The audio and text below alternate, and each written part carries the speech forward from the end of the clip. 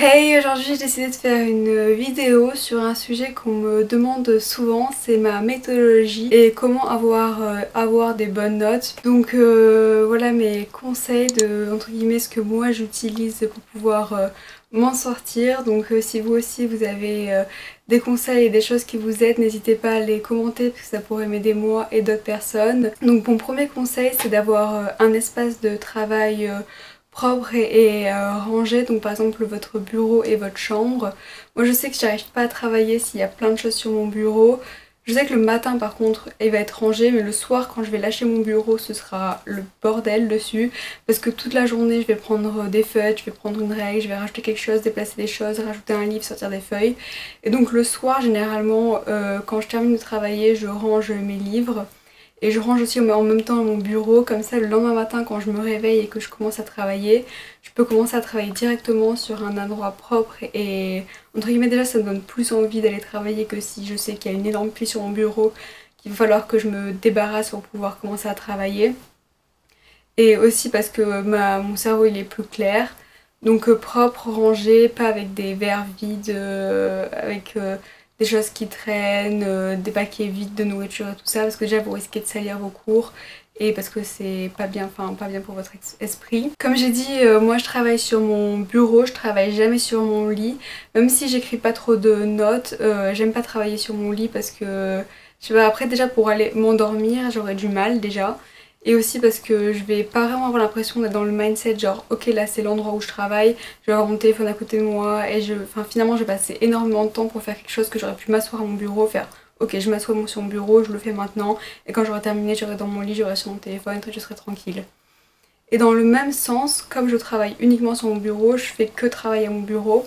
Par exemple si je fais une pause, si je vais sur mon téléphone ou sur mon ordi, si je vais sur YouTube ou si je sais pas, je vais faire quelque chose d'autre, j'essaye au maximum de me lever de mon bureau et d'aller sur mon lit, sur le canapé ou dans une autre pièce. Parce que comme ça je sais que quand je suis devant mon bureau, je fais pas de la présence. Parce que des fois, quand j'étais au lycée je pense, je restais assise devant mon bureau hyper longtemps mais en fait je faisais 3000 trucs sauf commencer à travailler.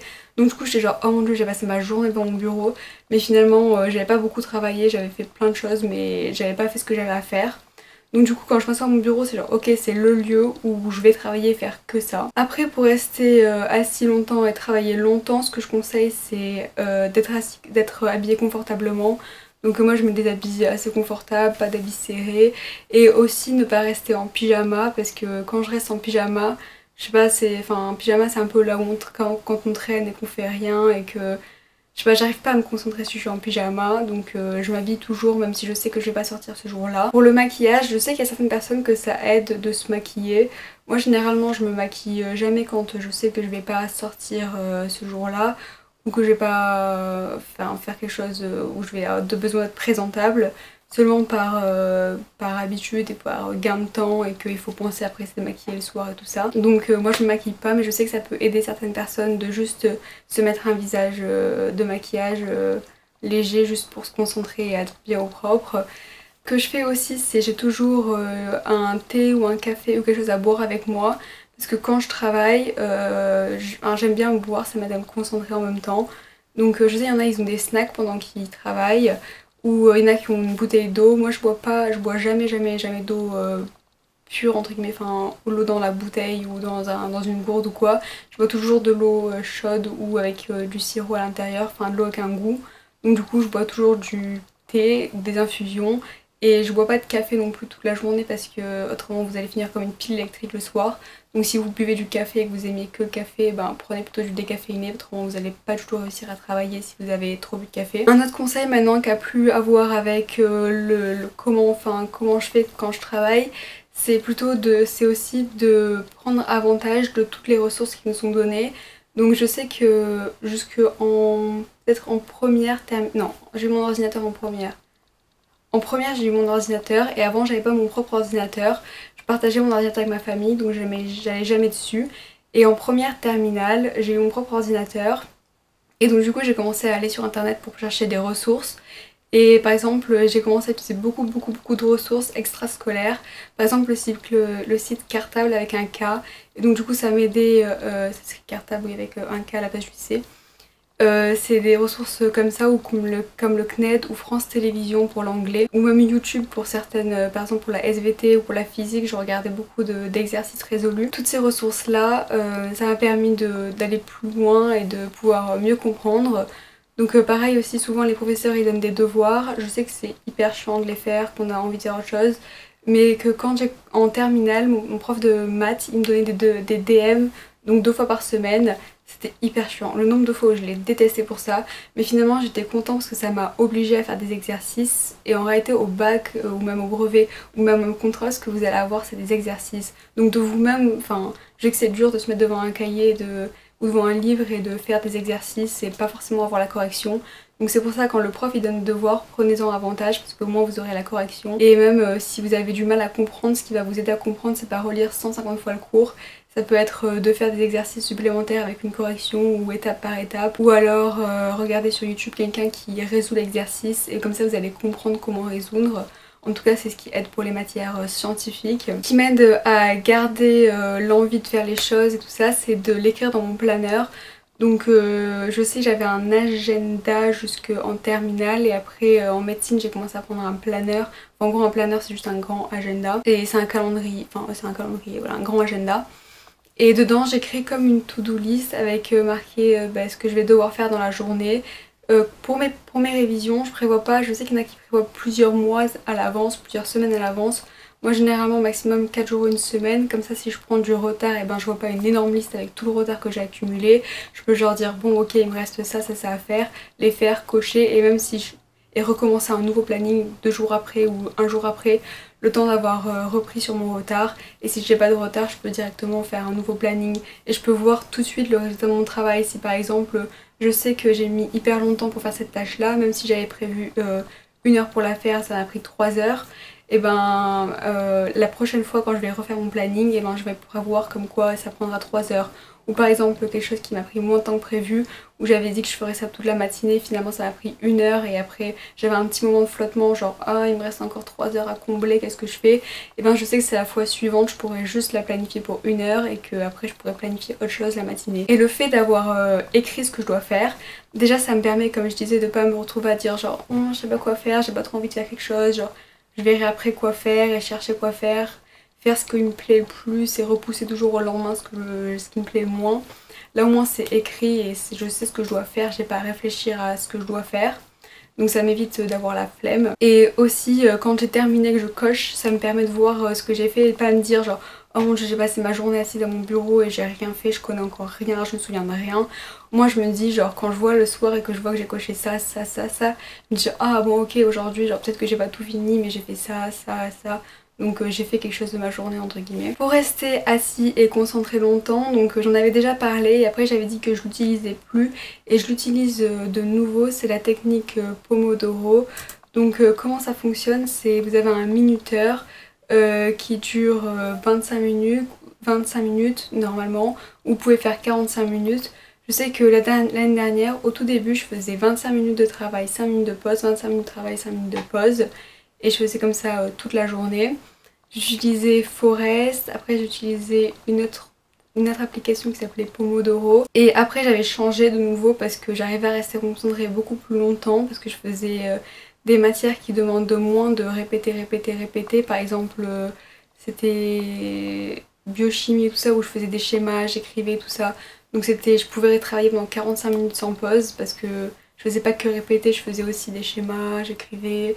J'avais des dessins à faire, par exemple dessiner les formules, tout ça.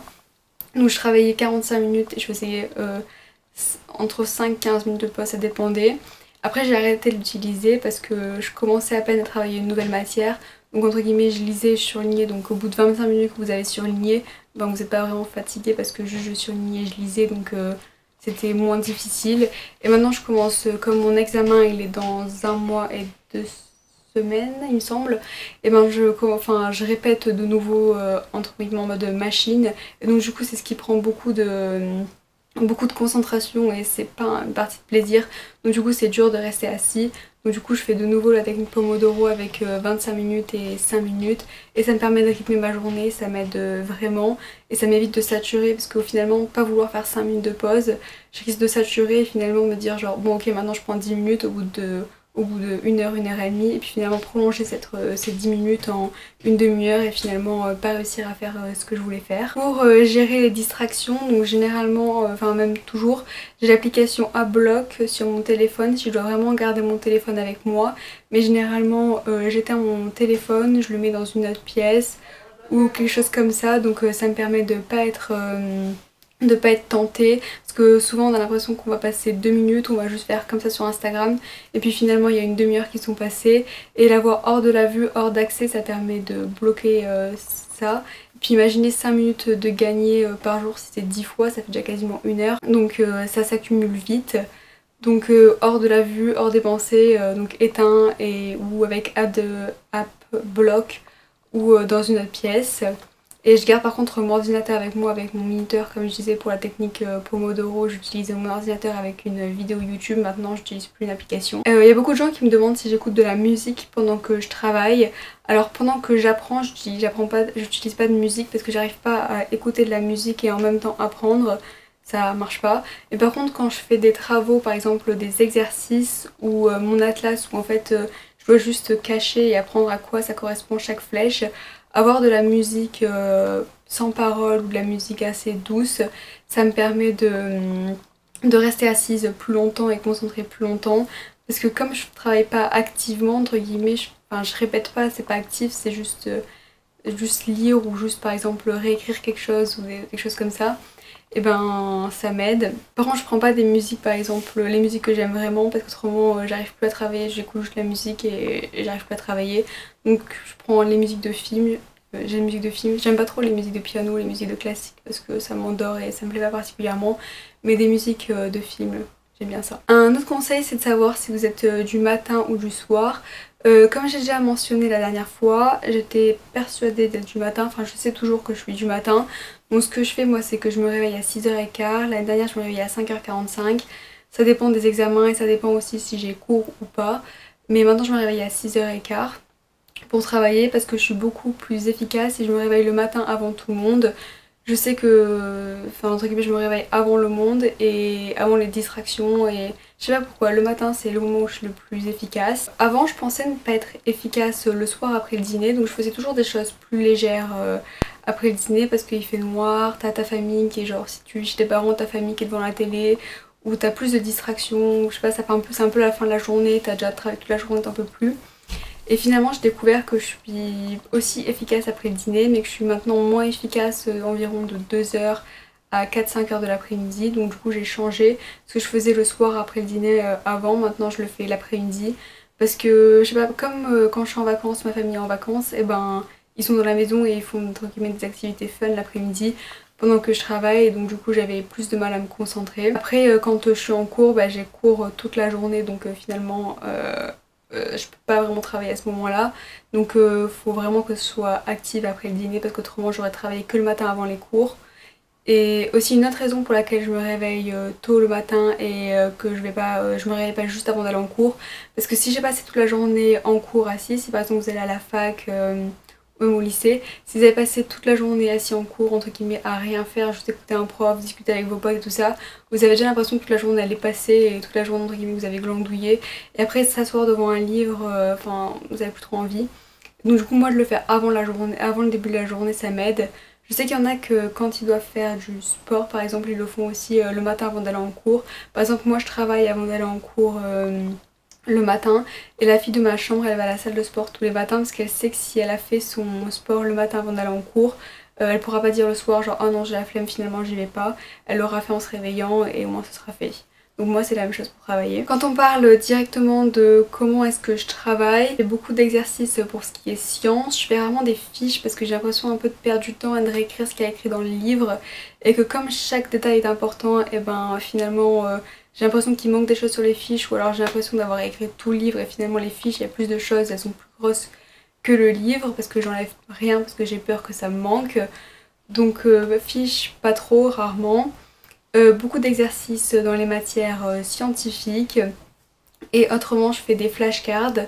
Donc j'en ai déjà parlé, peut-être que je ferai une autre vidéo là-dessus si ça vous intéresse. Je l'ai fait sur Quizlet ou sur Anki.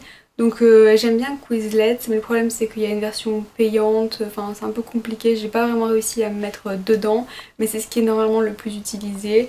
Moi j'utilise Anki, c'est un logiciel, donc vous pouvez l'utiliser hors connexion, l'avantage, si vous n'avez pas internet sur votre ordi. Et ça peut se synchroniser avec votre téléphone portable, parce qu'il y a une application sur votre téléphone portable.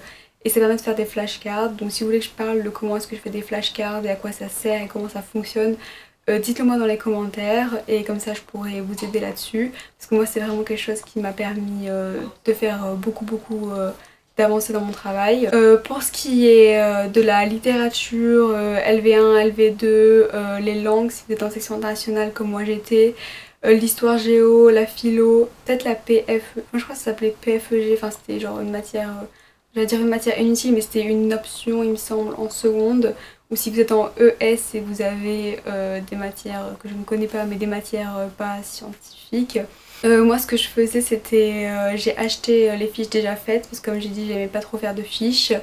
J'ai lu beaucoup d'annales d'anciens examens parce que par exemple pour écrire un commentaire ou une dissertation, lire celle de d'autres personnes, ça me permettait d'avoir une idée de comment structurer mes pensées, ouais, ça me permettait d'avoir des idées.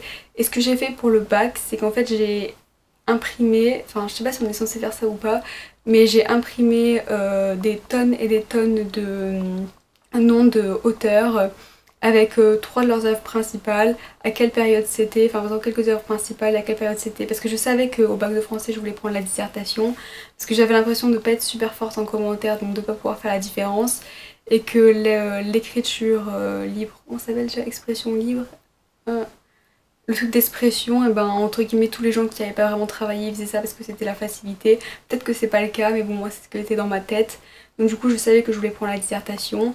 Donc j'ai appris plein de citations par cœur et des références, donc nom d'auteur, leur cours artistique, leurs œuvres principales, des choses comme ça. Et donc ça m'a vraiment permis de pouvoir rajouter des références à ma dissertation. Et en histoire pareil j'ai fait la même chose en philo et la fin de ma pause Pomodoro. Et en philo, non en philo je l'ai dit, et en histoire j'avais fait plein, je me souviens j'avais recopié les dates, non pas les, oui les dates sur des frises, j'avais fait des flashcards et j'avais aussi fait en histoire géo, en géo, imprimer des cartes et re-remplir les cartes. Parce que comme moi j'étais en section internationale, donc je sais pas si c'est pareil pour tout le monde, mais à l'examen du bac, et oui, et du brevet peut-être, mais du bac sûr, j'avais des cartes, potentiellement des cartes à remplir, donc je sais que j'en ai pas eu le jour du bac, mais que c'était une possibilité. Et pour les repères du brevet, de l'histoire des arts, de l'histoire géo, enfin tout ça, je faisais des flashcards comme j'ai dit. Et mon dernier conseil, parce que comment la vidéo elle a commencé à être hyper longue et ma pause elle a fini, ça a sonné, c'est de s'y prendre à l'avance, parce que si vous vous prenez au dernier moment, vous allez sûrement rien retenir. Si vous vous prenez le tout dernier moment, vous allez juste lire et vous allez paniquer et ça va pas rentrer dans votre cerveau. Et au moins si vous êtes prêt à l'avance et que vous n'avez pas compris quelque chose, vous pouvez revenir dessus, poser des questions à vos professeurs, regarder sur Google et tout ça. Et aussi plus on revoit quelque chose, c'est comme les vaccins, vous vous faites vacciner et genre votre immunité elle est comme ça, et au fur et à mesure ça va redescendre. Après vous allez faire un rappel pour les vaccins, et pareil pour votre cours, si vous relisez votre cours, ça va remonter et après ça va redescendre. Mais ça redescendra pas aussi vite et aussi bas que la première fois. Donc du coup il faut voir ça comme des rappels de vaccins, chaque fois que vous allez revoir votre cours, ben, ça va remonter un petit peu, et après ça va redescendre petit à petit. Et plus de fois vous l'aurez vu, moins ça redescendra vite, et donc plus ça restera dans votre cerveau. Il me semble que c'est mon dernier conseil. Donc si vous avez aimé la vidéo, n'hésitez pas à l'aimer et à commenter, comme j'ai dit, ce qui vous a aidé, ce qui vous aide à travailler. Et n'hésitez pas à vous abonner à ma chaîne. Bye!